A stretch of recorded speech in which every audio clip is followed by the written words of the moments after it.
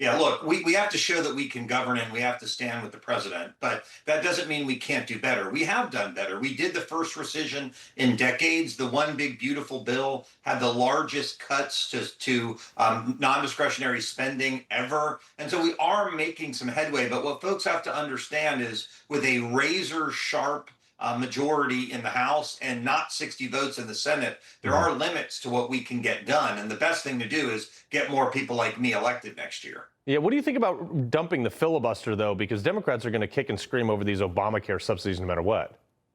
Well, I think it's something worth considering, particularly for must-pass bills. The minority party should not have the power to keep the government closed for whatever reason they want. And so for things like a budget that have to be passed to keep the government open, there's no reason the filibuster should exist. Yeah, I actually happen to think the Democrats are going to do it the second they get back power, no matter what. So I don't know, smoke them if you got them. But Jasmine Crockett, I'm sure you guys are besties, right?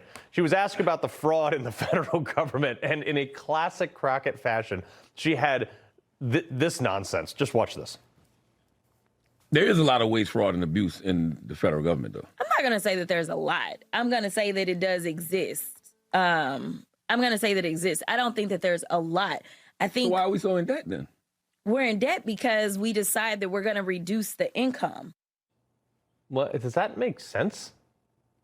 Well, look, there's waste, fraud, and abuse in Congress, and her name is Jasmine Crockett. I mean, the amount of stupid there is truly extraordinary. And look, you can see what's happened in Somalia, in Minnesota, with $9 billion stolen, what we're seeing in California with $70 billion stolen. Waste, fraud, and abuse is endemic in Washington. You highlighted specific examples that, by the way, wasn't fraud. Someone actually made a decision to spend that money on those ridiculous things. That doesn't count all the times where they're actually going and stealing the money. Yeah, and you're absolutely right. I mean, these are documented cases that Democrats have completely glazed over.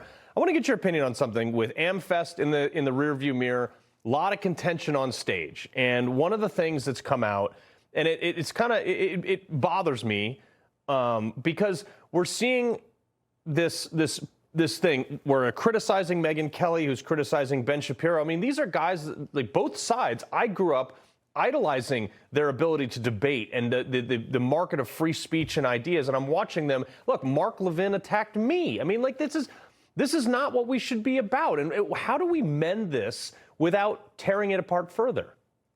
Well, look, I would say debating is good. Our party allows people to have discussion. Theirs is the one that shuts people down. But I do think there is this growing negative effect of anti-Westernism in our party. People describe it as anti-Israel. It is not. It's anti-Semitism, but it's more than that. And I think we have to be willing to call it out, particularly because a lot of these podcasters don't even believe what they are saying. They are paid to say it by foreign entities like Qatar and China. So we should be willing to have that debate, and people should be open to it. Yeah, no, I'm really glad you say that, because I believe that, you know, we're always like, we're the party of, if there's speech we don't agree with, let's have more speech about it. And I'm glad you made the point of anti-Westernism versus anti-Israel or something like that, because I think the word anti-Semitic is being thrown around, I think, a little too loosely, much like, racist was at the Black Lives Matter thing. And I'm worried that it's devaluing it when it does actually happen. What do you think, sir? Well, look, I think there's real issues out there. When you have Tucker Carlson standing up in AmFest talking about how we should have more Muslims in the country, where France just had to cancel their Christmas and New Year's celebrations because of it, it is a problem. But what we also have to understand is criticism is not cancellation. I may think Tucker Carlson's the most dangerous anti-Semite in America, but I'm not asking Citibank to cancel his credit cards, and I'm not asking, the podcasters to take him off the air. This is America. You're allowed to be an idiot if you want, but that doesn't mean that we can't stand up and talk about it. We don't want our party to end up like the Democratic Party, where they allowed these pernicious ideas to enter their party. They used to be liberal, but they weren't insane. And now you just talked about people like Jasmine Crockett. They're lunatics, and we don't want the same thing to happen to our party. That's why I'm going to keep fighting to stop it. They're literally electing pro-communist Hamas people. So, I mean, good luck with that one on the national stage. Randy Fine, pleasure, sir. Thank you very much. He loves the Constitution. He fights for what's right.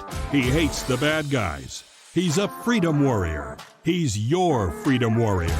Watch Carl Higbie every weekday on Newsmax.